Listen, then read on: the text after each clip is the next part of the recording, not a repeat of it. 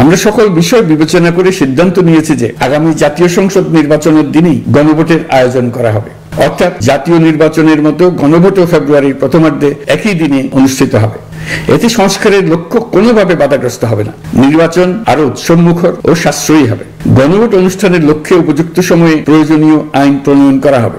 গণভোট প্রসঙ্গে জনগণের যে অভিপ্রায় এবং গণ দাবিকে উপেক্ষা করে একই দিনে জাতীয় নির্বাচন এবং গণভোটের ঘোষণা দিয়েছে। আমরা এখানে বাংলাদেশ জামাত ইসলামীর পক্ষ থেকে খুবই পরিষ্কার করে বলতে চাই যে প্রধান উপদেষ্টার একই দিনে গণভোট এবং জাতীয় নির্বাচনের ঘোষণায় জনগণের আকাঙ্ক্ষা পূর্ণ হয়নি।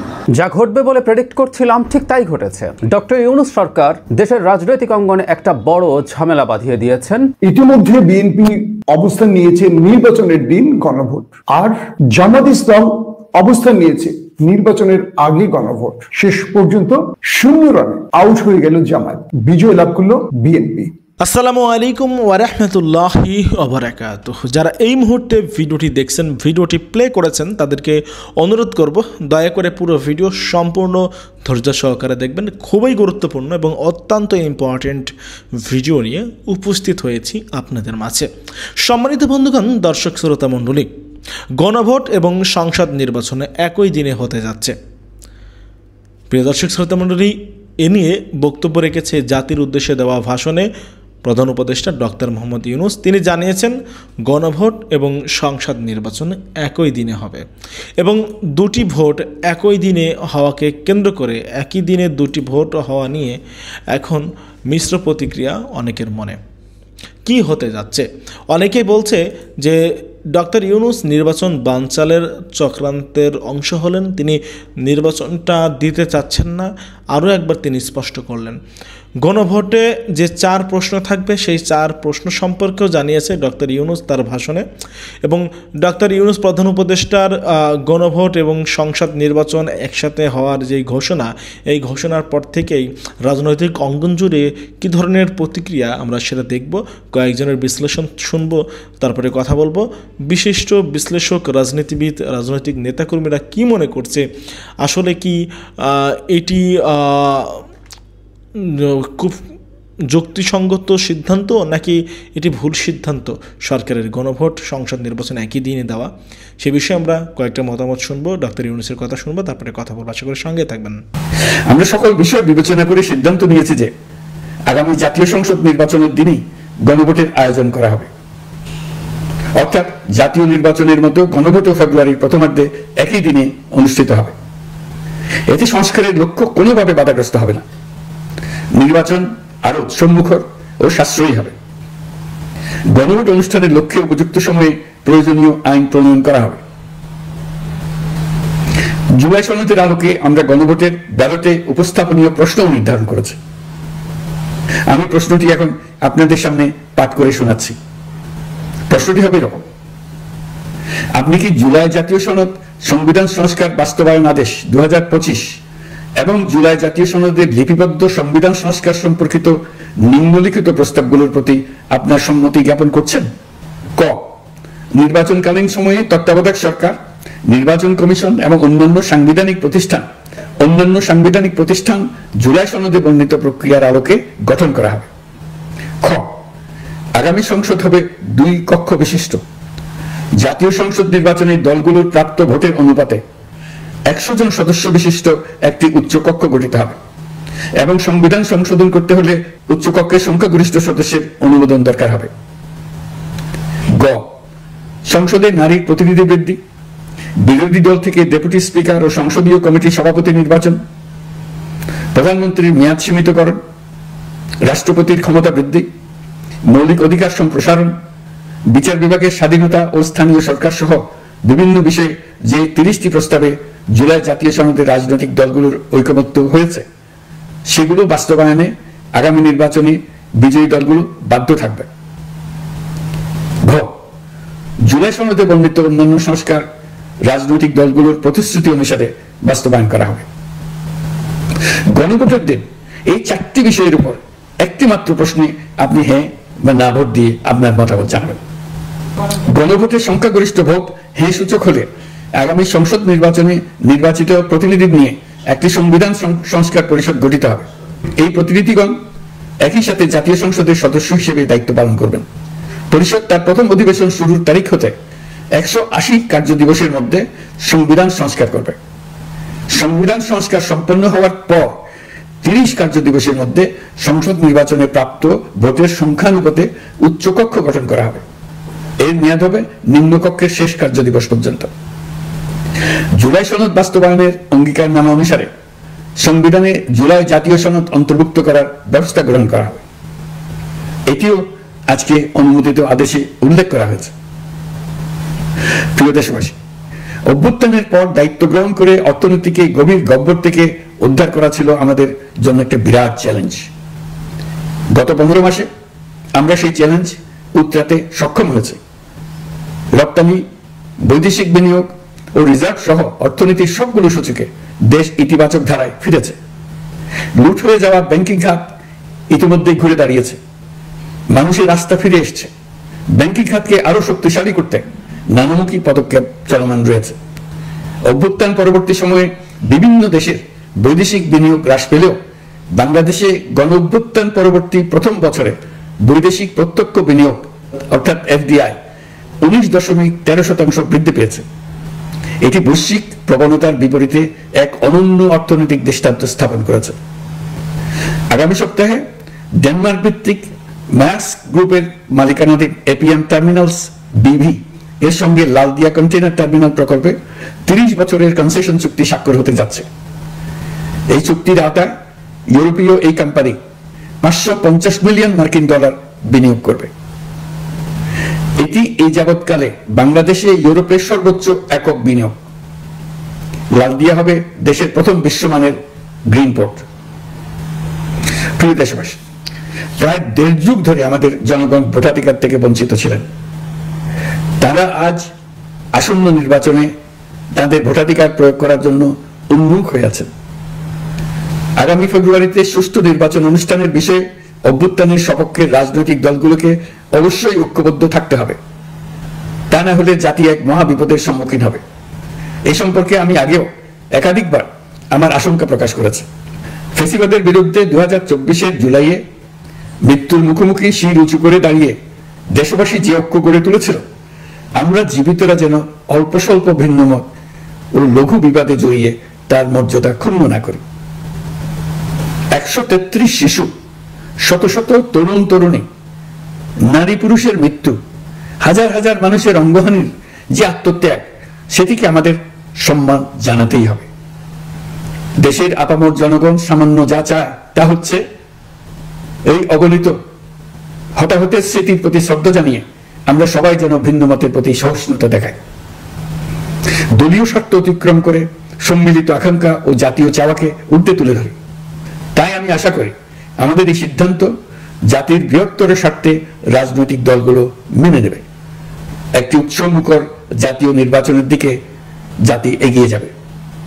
এর মাধ্যমে আমরা নতুন বাংলাদেশে প্রবেশ করব। আমরা নতুন বাংলাদেশ গড়ার দ্বার প্রান্তে এসে পৌঁছলাম। মহান আল্লাহ আমাদের সহায় হন। আমাদের আশা মহান আল্লাহ পূরণ করুন। আল্লাহ হাফেজ।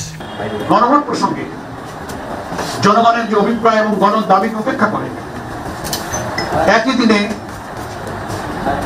জাতীয় নির্বাচন এবং গণভোটের ঘোষণা দিয়েছে। আমরা এখানে বাংলাদেশ জামাত ইসলামীর পক্ষ থেকে খুবই পরিষ্কার করে বলতে চাই যে প্রধান উপদেষ্টা একই দিনে গণভোট এবং জাতীয় নির্বাচনের ঘোষণায় জনগণের আকাঙ্ক্ষা পূর্ণ হয়নি। জনগণের যে অভিপ্রায় ছিল জুলাই সনদের আইনি ভিত্তি এবং জাতীয় নির্বাচনের আগে কি কি বিষয়ে সংস্কার হলো, নতুন প্রস্তাবিত জুলাই চার্টারের ভিত্তিতে সংবিধানের কি কি সংস্কার, এগুলো জাতীয় নির্বাচনের পূর্বে জাতিকে জানাতে হবে। ভোটাররা জানবেন, তার উপরে মাইন্ডসেট হবে, তারপরে তার উপরে হা না মতামত দেবে।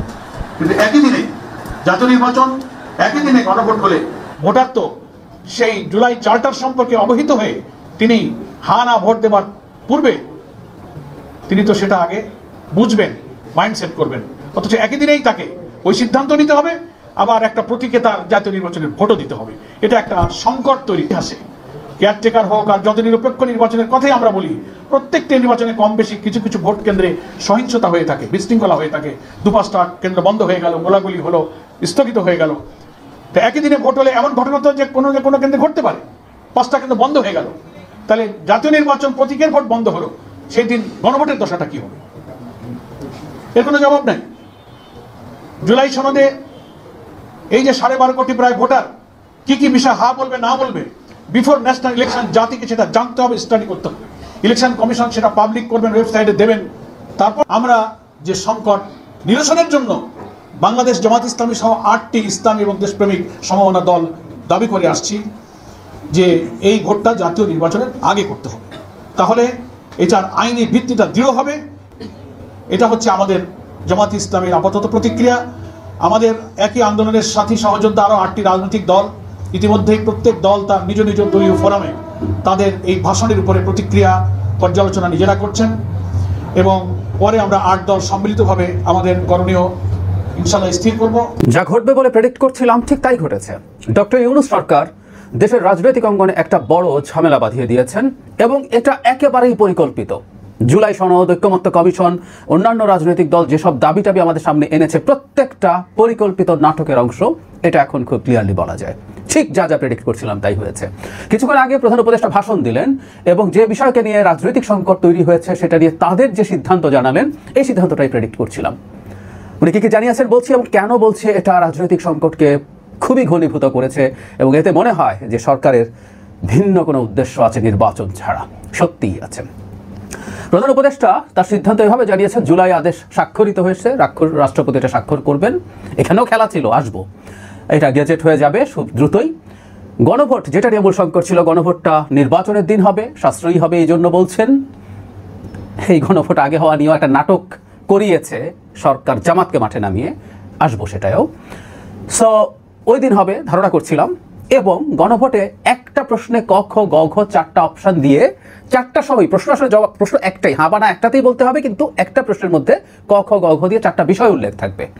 4টা বিষয় হচ্ছে এরকম, একটা হলো মানে আমাদের যে তত্ত্বাবধায়ক সরকার হতে যাচ্ছে সেটা, এবং সাংবিধানিক কমিশনগুলো সনদে যেভাবে আছে সেভাবে গঠিত হবে। আমাদের জানা থাকতে হবে এখানে কিন্তু বিএনপি নোট অফ ডিসেন্ট ছিল তত্ত্বাবধায়ক সরকারের শেষ ধাপ নিয়ে। তারা তত্ত্বাবধায়ক সরকার চান, এটাকে আবার কেউ কেউ এভাবে ইউজ করতে চেষ্টা করে যে বিএনপি তত্ত্বাবধায়ক সরকার চায় না। নোট অফ ডিসেন্ট হচ্ছে গঠন প্রক্রিয়ার একটা শেষ ধাপে এসে, সেটা ডিফারেন্ট আলোচনা, এটা লজিক্যাল বা illogical is a different debate. এর বাইরে সব সাংবিধানিক কমিশনের কথা বলা হয়েছে। বিএনপি শুধুমাত্র নির্বাচন কমিশন গঠন নিয়ে সবার সাথে একমত হয়েছে, বাকিগুলোর ক্ষেত্রে না। তো এর মধ্যেও বিএনপির ডিসেন্ট আছে।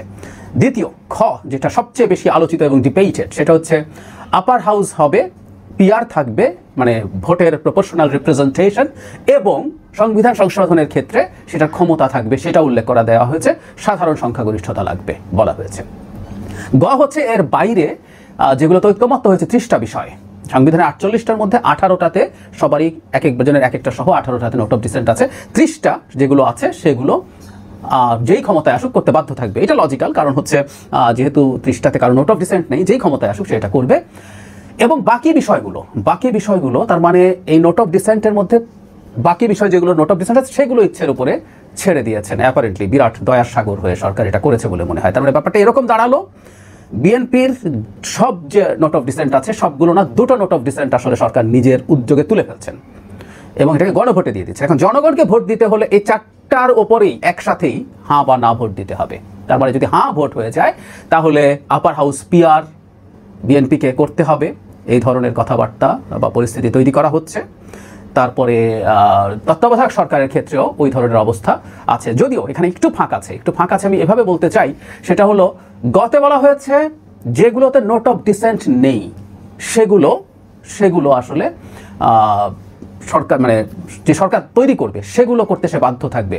এখন ওপরের দুটো যদি হাঁ হয়ে যায় তাহলে কি হবে, এটা কিন্তু এই গণভোটে অ্যাপারেন্টলি নেই। কিন্তু প্রধান উপদেষ্টা তার বক্তব্যের পরবর্তী সময়ে গিয়ে ক্লিয়ারলি বলছেন যে ওটাও করতে হবে। ওটা যদি হাঁ হয়ে যায় তখন যে 270 দিনের মধ্যে এগুলো এফেক্টিভ করার প্রশ্নে বলছেন ওটা কমিয়ে এনে 180 দিন মানে 6 মাস করা হয়েছে, এবং তার 30 দিনের মধ্যে লোয়ার হাউসের প্রপোর্শনাল রিপ্রেজেন্টেশন অনুযায়ী আপার হাউস তৈরি করতে হবে। তার মানেটা এটুকু বুঝতে পারছি তার বক্তব্যে, গণভোট যদি হাঁ হয় তাহলে উপরের প্রথম ক আর খ, আমি আবারও বলছি, ক হচ্ছে তত্ত্বাবধায়ক সরকার এবং সব সাংবিধানিক কমিশন সনদে যেভাবে বলা হয়েছে সেভাবে করা হবে। সো এখানে বিএনপির নোট অফ ডিসেন্ট থাকলেও হ্যাঁ মানে হচ্ছে জনগণ এটা গ্রহণ করছে অ্যাপারেন্টলি। যদি এই একটা প্যাকেজে হ্যাঁ দেওয়া মানে এটা বোঝায় কিনা এটা সিরিয়াস প্রশ্ন আছে। খ হচ্ছে আপার হাউসের প্রপোর্শনাল রিপ্রেজেন্টেশন, এটাও বিএনপির সিরিয়াস নোট অফ ডিসেন্ট আছে, লজিক্যাল না কিন্তু আছে, এবং দীর্ঘদিন সমালোচনার সহ্য করে হলেও বিএনপি তার এই অবস্থানটাতে স্থির থেকেছে, এখন সেটাও তুলে দেওয়া হচ্ছে। যা অনুমান করছিলাম ঠিক তাই হচ্ছে, এবং এটা একটা নাটক তৈরি করা হয়েছিল। জামায়াতকে মাঠে নামিয়ে বলা হয়েছে তুমি নভেম্বরে গণভোট চাও, যখন আমি জানি প্রতিক্রিয়া যখন আসবে জামাত বলার চেষ্টা করবে না গণভোট নভেম্বরেই তো চেয়েছিলাম, ওটা হলে ভালো হতো।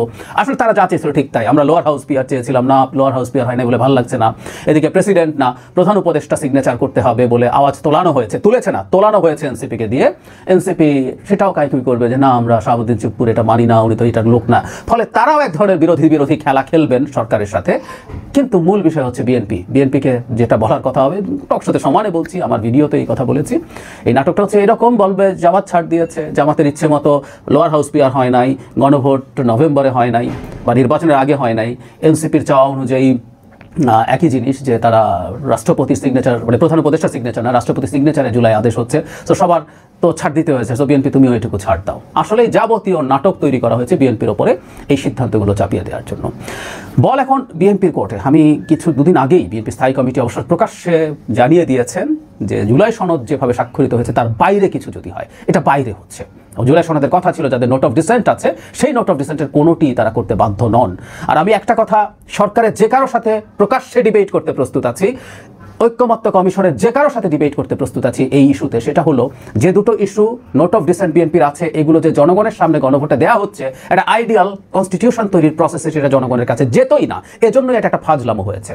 আমি সেটা ভিডিও করেছি, আপনারা হয়তো দেখেছেন, যে একটা আইডিয়াল সিচুয়েশনে গণপরিষদ কাম পার্লামেন্ট যদি হতো, সেখানে সংবিধানের ইস্যুগুলো নিয়ে যখন আলোচনা হতো, মতদ্বৈততার ক্ষেত্রে যেহেতু আমরা ধরে যদি নেই যে বিএনপি মেজরিটি হবে, বিএনপির চাওয়াটাই সেই সংবিধানে আসতো, সেই সংবিধান পরে গণভোটে যেত, ফলে সেই সংবিধানে আপার হাউসের পিআর থাকতো না, সেই সংবিধানে বিএনপি যেভাবে চাইছে সেভাবেই তত্ত্বাবধায়ক এবং অন্যান্য কমিশন যেত। আবারও বলছি, এই চাওয়াটা লজিক্যাল বা সঠিক ইজ এ ডিফারেন্ট ডিবেট, কিন্তু জনগণের সাথে যেত না, গণভোটে যেত সেই সংবিধানটা যেটা সংখ্যাগরিষ্ঠ বিএনপি পাস করা হতো সংসদে, সেটা হতে পারত। সেই কারণে আমি বলি যে এটা খুবই ফাজলামো হলো, আগেই গণভোটে পাঠিয়ে দিয়ে বলা হবে জনগণ তো এটাকে অ্যাকসেপ্ট করেছে, তুমি করবে না কেন, চাপিয়ে দেয়া। কোনো সংস্কার, কোনো ভালো কিছু এইভাবে ঘাট ধরে চাপিয়ে একটা দলের সাথে যখন, যে দলটা এত বড়, যে দলটা ভেঙে ফেলার চেষ্টা শেখ হাসিনা দীর্ঘদিন থেকে করেছে, অন্যায় অত্যাচার করেছে, লক্ষ লক্ষ মানুষের বিরুদ্ধে মামলা দিয়েছে, টর্চার করেছে, গুম করেছে, বিচার বহির্ভূত হত্যাকাণ্ড চালিয়েছে, লোভ দিয়ে দলে নিয়ে আসার চেষ্টা করেছে, সেই দলটা, সেই রকম একটা দলের উপরে এই ধরনের অন্যায় বাজে আচরণ চাপিয়ে দেয়া আমাদের রাজনৈতিক সংস্কৃতির জন্য খুবই খারাপ হলো। এখন বিএনপি এটা কি গ্রহণ করবে? মানে অনেকটা এরকম যে এখন তো গণভোটে আর যেহেতু দুটো নোট অফ ডিসেন্টের গুরুত্বপূর্ণ জিনিস আছে, তাকে নায়ের দিকে কি ঠেলে দেওয়ার চেষ্টা হচ্ছে? বিএনপি কি নাতে যাবে, নাকি বিএনপি ওই ভোটদানে বিরত থাকতে বলবে, নাকি বিএনপি সেই একই ঘোষণা দিয়ে দেবে যে গণভোটে যদি ওগুলো হয় বিএনপি এটা মানবে না? I really don't know. সিচুয়েশনটা খুবই টাফ জায়গায় নিয়ে গেছে পরিকল্পনা করে সরকার, এবং ডক্টর ইউনূসের সরকার অত্যন্ত খারাপ একটা পরিস্থিতির মধ্য দিয়ে বিদায় হওয়ার সম্ভাবনা তৈরি হয়েছে। এই সরকারটা খুবই বাজে পারফর্ম করেছে অনেক জায়গায়, তারপরে সরকারের পক্ষে দাঁড়িয়েছে যে না আমাদের নির্বাচনটা উনি ঠিকঠাক মতো করে দিয়ে যাবেন, অন্তত রাজনৈতিক দলগুলোর মধ্যে তারা মোটামুটি একটা আন্ডারস্ট্যান্ডিং তৈরি করে তারা যাবেন, তারা অন্তত ফ্যাসিলিটেটর হবেন। উনি বলেছেন, আমি আপনাদেরকে এটা স্ক্রিনশটও দেখিয়েছি, কিন্তু উনি ফ্যাসিলিটেটরে কাজ করছেন না। তিনি এবং আরও কিছু দল মিলে, সরকার সহ সরকারের বাইরের এবং কিছু দল মিলে একটা নেক্সাস তৈরি করেছেন, তারা একটা নাটক প্লট করেছেন, করে তারা শেষ পর্যন্ত এই ঘটনাটা ঘটিয়েছেন। অথচ আমি বারবার বলছি, এই ঘটনা এটা যদি এরকম ভাবে জানা যেত, শুরুতেই যদি জানিয়ে দিত, সেই জানানোর পর রুলস অফ দ্য গেম যদি ফিক্স থাকতো, সেইটার ক্ষেত্রে ঐক্যমত্য কমিশনে কেউ আলোচনা করতে যাবে কি যাবে না সে তার অবস্থা বুঝে সিদ্ধান্ত নিতে পারতো, বিএনপি নাও যেতে পারতো। সে তো নোট অফ ডিসেন্ট থাকবে শর্তে সে অনেক ছাড় দিয়েছে। তো সব কিছু মিলে আমি মনে করি খুবই বাজে একটা পরিস্থিতি তৈরি হয়েছে। আমরা জানি না এখন আসলে সামনে কি আছে। সরকার ইভেন এইটা ঘোষণার আগে অ্যাটলিস্ট একবার সবার সাথে বসা দরকার ছিল বলে আমি মনে করি, সেটাও তারা করেননি। তাতে বোঝা যায় এটা একেবারে পরিকল্পিত একটা প্লট ছিল, সেই প্লটের বাস্তবায়ন হলো। আমরা একটা কেওসের দিকে যাচ্ছি, এটা মোটামুটি শিওর। আর সেই ব্রেকিং খবর, গণভোট নির্বাচনের আগে নাকি নির্বাচনের দিন? ইতিমধ্যে বিএনপি অবস্থান নিয়েছে নির্বাচনের দিন গণভোট, আর জামাত ইসলাম অবস্থান নিয়েছে নির্বাচনের আগে গণভোট। শেষ পর্যন্ত 0 রানে আউট হয়ে গেল জামায়াত, বিজয় লাভ করলো বিএনপি। আপাত দৃষ্টিতে বোঝা যাচ্ছে আগামী নির্বাচনে ক্ষমতায় বসতে যাচ্ছে বিএনপি, আর তাই বিএনপিকে খুশি করাই এখন অন্তর্বর্তীকালীন সরকারের প্রধান দায়িত্ব। আমি বলছি না, এটা জামাত নেতারা বলতে শুরু করেছে। প্রধান উপদেষ্টা ডক্টর মোহাম্মদ ইউনূস আজ জাতির উদ্দেশ্যে বক্তব্য রেখেছেন এবং এই বক্তব্যে তিনি জানিয়ে দিয়েছেন সংসদ নির্বাচন এবং গণভোট একই দিনে হতে যাচ্ছে, অর্থাৎ বহুল অপেক্ষাকৃত কিংবা বহুল প্রত্যাশিত সিদ্ধান্তটি আজকে হয়ে গেল। জুলাই সনদ বাস্তবায়নে গণভোট এবং আগামী জাতীয় সংসদ নির্বাচন একই দিনে হবে, এই তথ্যটি জানালেন প্রধান উপদেষ্টা আজকের বক্তব্যে, যেটি ছিল মূল মানুষের টেনশনের কারণ। পাশাপাশি জামাতের উদ্দেশ্যে তিনি ছোট্ট একটা বিজয়, মানে জামাতকে একেবারে খালি হাতে তো ফেরানো যায় না, ছোট্ট একটা বিজয় জামাতের হাতে তুলে দিলেন, সান্ত্বনা পুরস্কার। আর সেটি হলো পিআর, অর্থাৎ আনুপাতিক প্রতিনিধিত্ব পদ্ধতিতে গঠিত হবে সংসদের উচ্চ কক্ষ। জামাতের দাবি ছিল নিম্ন এবং উচ্চ দুটোই পিআর। 5 দফা দাবি জামাতের তাই ছিল এবং গণভোট নির্বাচনের আগে, কিন্তু নিম্ন কক্ষ নয়, কেবল উচ্চ কক্ষ পিআর পদ্ধতিতে হবে। প্রফেসর ইউনূস বলেছেন নির্বাচনের 30 দিনের, অর্থাৎ সংসদের 30 দিন পর বা 30 দিনের মধ্যেই এই উচ্চ কক্ষ গঠন করতে হবে, পিআর পদ্ধতিতে উচ্চ কক্ষ গঠন করতে হবে। পাশাপাশি এই জুলাই সনদে বিএনপির দাবি ছিল অন্তর্বর্তীকালীন সরকার নয়, এটি সিগনেচার করবে প্রেসিডেন্ট শাহাবুদ্দিন চুপ্পু, অর্থাৎ বিএনপির ভালোবাসার মানুষ শাহাবুদ্দিন চুপ্পু, তিনি এটি সিগনেচার করবেন। কে বলেছিলেন? বিএনপির এই মুহূর্তে সবচেয়ে ক্ষমতাধর ব্যক্তি আমাদের সালাউদ্দিন ভাই। অবশেষে আজ প্রেসিডেন্ট শাহাবুদ্দিন চুপ্পু জুলাই সনদে সই করেছেন এবং এটি উপদেষ্টা পরিষদে অনুমোদিত হয়েছে। শিগগিরই এটি গেজেট আকারে প্রকাশ করা হবে।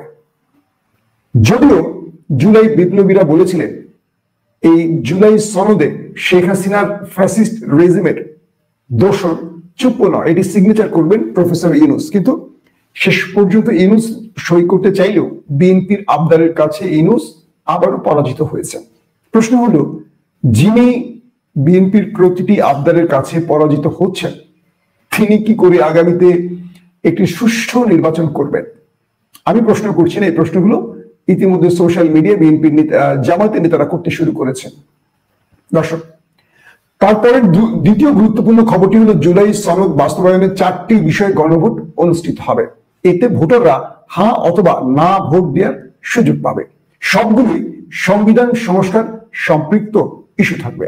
এছাড়া গণভোট এবং আগামী জাতীয় সংসদ নির্বাচন একই দিনে হবে, এটা তো আপনাদেরকে বলে দিয়েছি। এখন কোন 4টি বিষয় এই গণভোটটি হবে হ্যাঁ এবং না, সেই বিষয়টি আমি একটু আপনাদের জানাচ্ছি। প্রথম প্রশ্ন থাকবে, আপনি কি জুলাই জাতীয় সনদ সংবিধান সংস্কার বাস্তবায়ন আদেশ 2025 এবং জুলাই জাতীয় সনদে লিপিবদ্ধ সংবিধান সংস্কার সম্পর্কিত নিম্নলিখিত প্রস্তাবগুলোর প্রতি আপনার সম্মতি জ্ঞাপন করছেন? সংবিধানের যে সংস্কার ইস্যু সেই ব্যাপারে এই প্রশ্নটি আসবে। 1 ক, নির্বাচনকালীন সময় তত্ত্বাবধায়ক সরকার, নির্বাচন কমিশন এবং অন্যান্য সাংবিধানিক প্রতিষ্ঠান জুলাই সনদে বর্ণিত প্রক্রিয়ার আলোকে গঠন করা হবে। খ, আগামী সংসদ হবে 2 কক্ষ বিশিষ্ট। জাতীয় সংসদ নির্বাচনে দলগুলোর প্রাপ্ত ভোটের অনুপাতে 100 জন সদস্য বিশিষ্ট একটি উচ্চকক্ষ গঠিত হবে এবং সংবিধান সংশোধন করতে হলে উচ্চকক্ষের সংখ্যাগরিষ্ঠ সদস্যের অনুমোদন দরকার হবে। গ, সংসদের নারী প্রতিনিধিত্ব বৃদ্ধি, বিরোধী দল থেকে ডেপুটি স্পিকার ও সংসদীয় কমিটির সভাপতি নির্বাচন, প্রধানমন্ত্রীর মেয়াদ সীমিতকরণ, রাষ্ট্রপতির ক্ষমতা বৃদ্ধি, মৌলিক অধিকার সম্প্রসারণ, বিচার বিভাগের স্বাধীনতা ও স্থানীয় সরকার সহ বিভিন্ন বিষয়ে যে 30টি প্রস্তাবে জুলাই জাতীয় সনদে রাজনৈতিক দলগুলোর ঐক্যমত হয়েছে সেগুলো বাস্তবায়নে আগামী নির্বাচনে বিজয়ী দলগুলো বাধ্য থাকবে। ঘ, জুলাই সনদে বর্ণিত অন্যান্য সংস্কার রাজনৈতিক দলগুলোর প্রতিশ্রুতি অনুসারে বাস্তবায়ন করা হবে। গণভোটের দিন এই 4টি বিষয়ের উপর একটি মাত্র প্রশ্নে আপনি হ্যাঁ বা না ভোট দিয়ে আপনার মতামত জানাতে পারেন। অর্থাৎ এই 4টির মধ্যেই সকল বিষয়গুলো উল্লেখ করা হবে। আপাতত আপনারা বুঝতে পেরেছেন যে আজকে আমাদের প্রফেসর ইউনূস সাহেব যে সিদ্ধান্তগুলো নিল তার মূল বিষয়গুলো একই ছিল। এখন যে বিষয়টি নতুন করে তৈরি হচ্ছে সেটি হলো এই বক্তব্যের পর জামায়াতে ইসলাম কি সিদ্ধান্ত নেবেন। ধরেন পুরো বিষয়টি এখন আমরা বলতে পারি যে বিএনপির বিজয়, এটি নির্বাচনের আগে বিএনপির জন্য খুব প্রয়োজন ছিল, কারণ এই গণভোটের ইস্যুতে বিএনপির এই জয়টি আগামী নির্বাচনে বিএনপির জন্য একটা ভালো রেজাল্ট আনবে। কারণ আপাত দৃষ্টিতে মনে হচ্ছে রাষ্ট্রের হাই ভোল্টেজ ম্যান, রাষ্ট্রের গুরুত্বপূর্ণ ব্যক্তিরা ধরেই নিচ্ছেন আগামীতে বিএনপি আসবে, আর এই শক্তিটা বিএনপির জন্য কাজে লাগবে। আর আপাত দৃষ্টিতে আমাদের জামাত সহ 8টি দল তারা সরকার বা অন্তর্বর্তীকালীন সরকারের কাছে এই মুহূর্তে অগ্রহণযোগ্য একটি দলের রূপ নিল। জামাতের প্রথম ভুলটি, আমাকে একজন কমেন্ট করেছেন জামাতের ভুলটি কি, জামাতের প্রথম ভুলটি হলো যখন অন্তর্বর্তীকালীন সরকার গঠন করা হয় তখন তারা এখানে প্রভাব বিস্তার করতে পারেনি, অথবা তারা অন্য হিসেব নিকেশ করতে গিয়ে ভুল করেছে। বর্তমানে যারা সরকারে রয়েছেন, অন্তর্বর্তীকালীন সরকারের যারা উপদেষ্টা রয়েছেন, এর মধ্যে বলা যায় প্রত্যেকেই মোটামুটি 2-1 ছাড়া সবাই বিএনপি পন্থী লোক। জামাত সেখানে নিজেদের কোনো লোককে মানে সেট করতে পারেনি। যাকে এটি যে আমাদের ব্যর্থতা, সেটি আমাদের আলোচনার বিষয় নয়। এখন বিষয় হলো যে বক্তব্যটি আমরা বিগত কদিন ধরে দিচ্ছিলাম যে এখানে বিএনপির একটি মত রাখা হবে, জামাতের একটি মত রাখা হবে, ইউনূস সরকার সেই কাজটি করলেন। উচ্চকক্ষে পিয়ার রাখলেন জামাতের দাবি অনুযায়ী, আর বিএনপির দাবি অনুযায়ী তারা একই দিনে নির্বাচন রেখেছেন। এখন প্রশ্ন হলো গণভোটটি শেষ পর্যন্ত হলেই হয়, অথবা নির্বাচনের দিন এই গণভোটটির কি ফলাফল দেবে, অথবা এই গণভোট শেষ পর্যন্ত বাস্তবায়ন হবে কিনা, বা এই গণভোট হা বিজয়ী হলে যারা আগামীতে ক্ষমতায় আসবেন তারা এটাকে আর তোয়াক্কা করবেন না, টিস্যু পেপারের মতো ফেলে দেবেন, এটা একমাত্র ইউনূস সরকার আর তার উপদেষ্টারাই ভালো জানেন।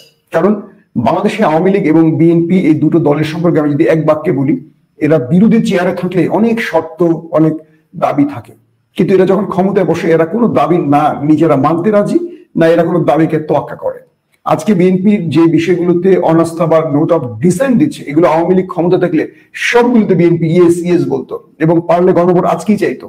কিন্তু বিএনপি ধরে নিচ্ছে তারা আগামীতে ক্ষমতায় আসবে, তাই তারা তাদের ক্ষমতাকে দুর্বল করতে চাইছে না। তারা আগামীতে রাষ্ট্রকে আবার আগের মতোই পুরনো বন্দোবস্তে ফিরিয়ে নেওয়ার জন্য এই নোট অফ ডিসেন্ট দিয়েছে। এটা আমাদের তরুণরা, এনসিপি বা জামাত বা যারা ইয়াং জেনারেশন ভোটাররা তারা বলছেন। তো এখন এই প্রেক্ষাপটে এক বাক্যে বলতে পারি বিএনপির জন্য একটা ভালো সুখের সংবাদ আজকে প্রেসিডেন্ট, আমাদের প্রধান উপদেষ্টা দিয়েছেন।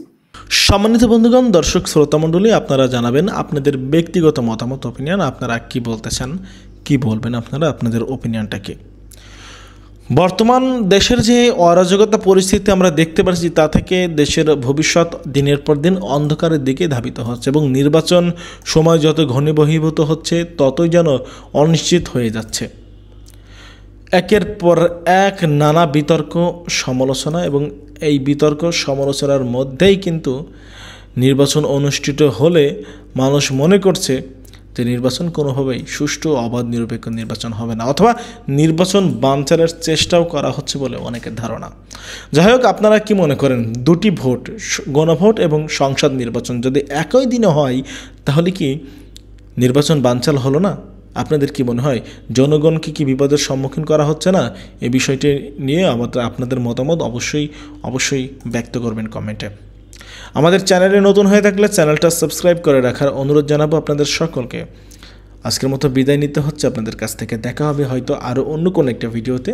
সে পর্যন্ত ভালো থাকবেন, সুস্থ থাকবেন। আল্লাহ হাফেজ। আসসালামু আলাইকুম ওয়া রাহমাতুল্লাহি ওয়া বারাকাতুহু।